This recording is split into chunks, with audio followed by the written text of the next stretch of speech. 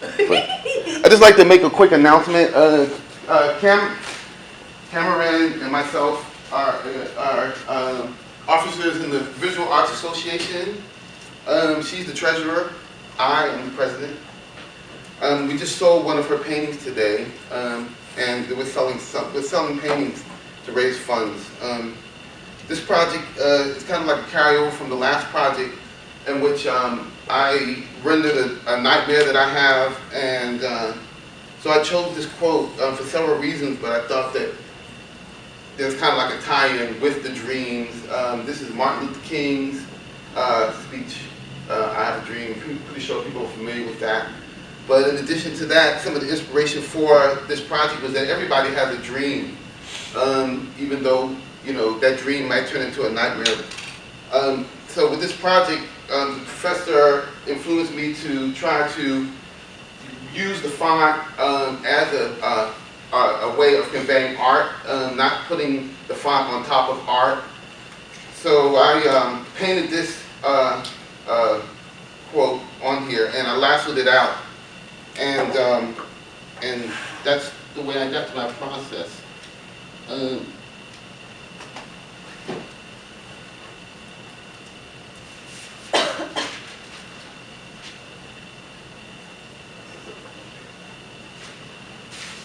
So wanting to use the font as the art, what I did a background with the font, and I've extruded it. You want to come up? I can go through D2L. Okay, there it is. Let's see. Sorry, technical difficulties.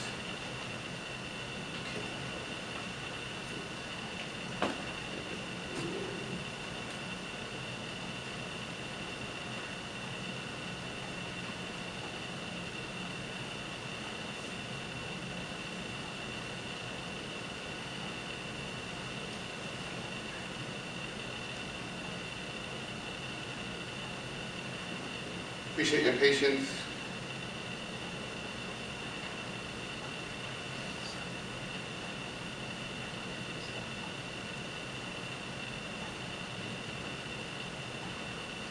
So I wanted to, I chose to repeat the quote twice. I have a dream, I have a dream, everybody has a dream. So the background is the quote, extruded with a pyramid shape, and then I lassoed out, obviously repeated the process, and lassoed out these, well, I have another copy of this. I lassoed it out and then laid it over the background.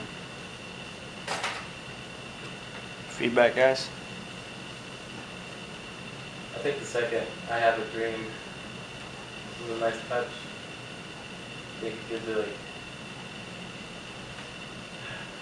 you know how a dream, like you don't really remember it? Yeah. Kind of looks like it's blending in with everything.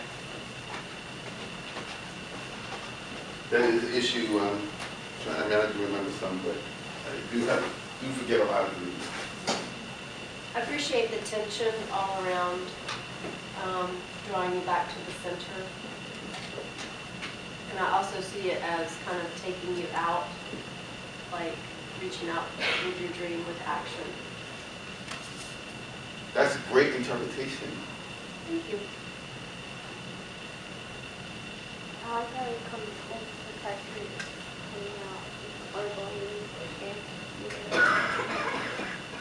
I didn't quite hear that. I said I like your texture in the background, how it comes out or it can come in. Yeah. Anyone else? That's how I like the second I have a dream. I would like to see it without the second one, but keep the white in there. Like you see how towards your bottom, right, you have that white kind of clashing with the black. Yeah. To continue that throughout, kind of like, I don't want to sound like it, but kind of like in Star Wars. Yeah. Okay. Yeah, that's exactly what I was thinking. Or even it kind of reminds me of some of the Superman trailers.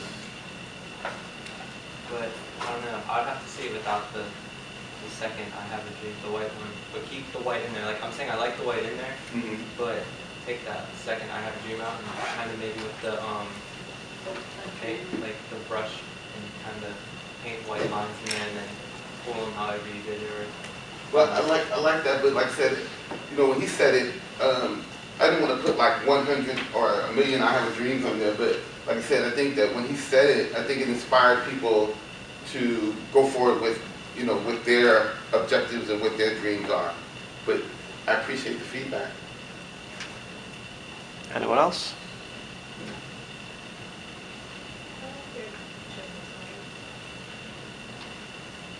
Yeah, that was a consideration. I researched it and I found that Martin Luther King's favorite color was green, and so I didn't want to. I don't know. Something about green wasn't really working. I don't know what it was. It was just my personal preference. But I do know that you have to have yellow and blue to make green. So I chose yellow. can't go wrong with black and gold. I love it. I think it's great. It's very impactful. I love your process. I'm glad that you showed us where you kind of started with it. Well, I definitely appreciate you, like, because like I said, I don't like topography, but you made me grow in that area. What? I don't like typography. I don't.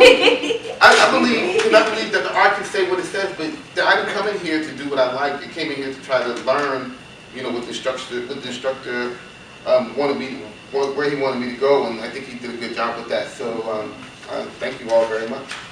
Nice work. Robert. Thank you. Very nice. Who's next? Danny Okay. Evans, like, There we go. a little sketchy to go up there. What's the next project on here, man? Well, this is sort of an accumulation of everything. What? This is sort of an accumulation of everything. We looked up. Okay. My project is about the campus. Sweet dreams are made of this.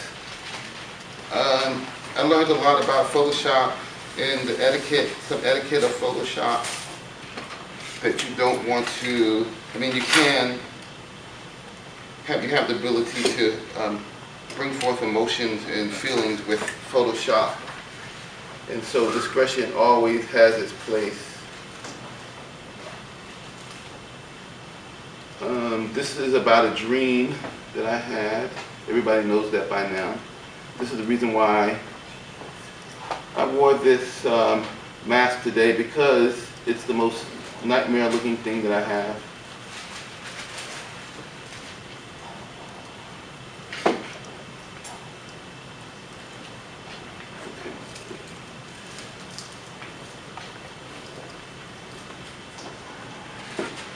I'm sorry.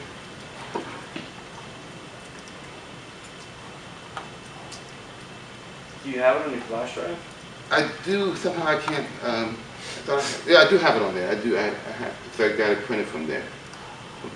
Okay, here it is.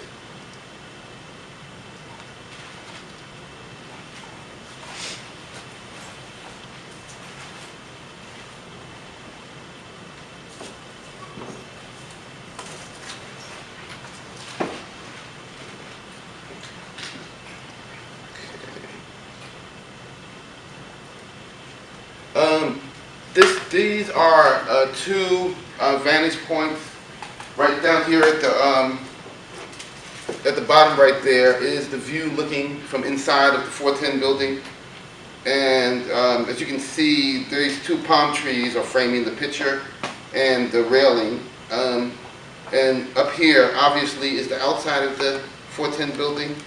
And the reason why I chose to do it that way is because in a dream you go from, or a nightmare, you go from place to place. You don't walk or say I'm going to go there, all of a sudden you're there. So I wanted to put that into the storyboard, or to the artboard. And the two perspectives of the plane, which is something that I also would seemed like I experienced inside of dreams. I don't know how you all dream, but I think it's just some similarities. So, Guys, feedback?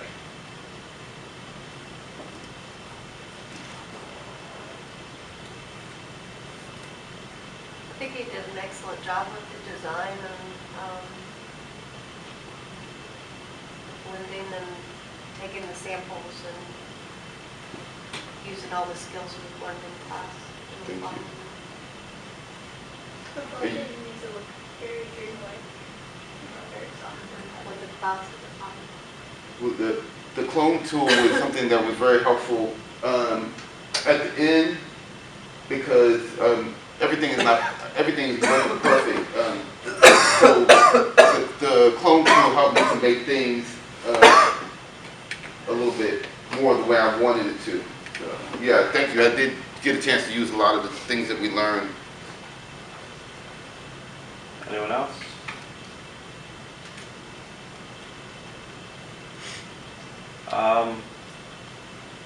Tell us how you technically did what you did. What kind of tools did you use? How many layers are there? How many images? Okay. Well, I started out with the picture, the landscape of the 410 building.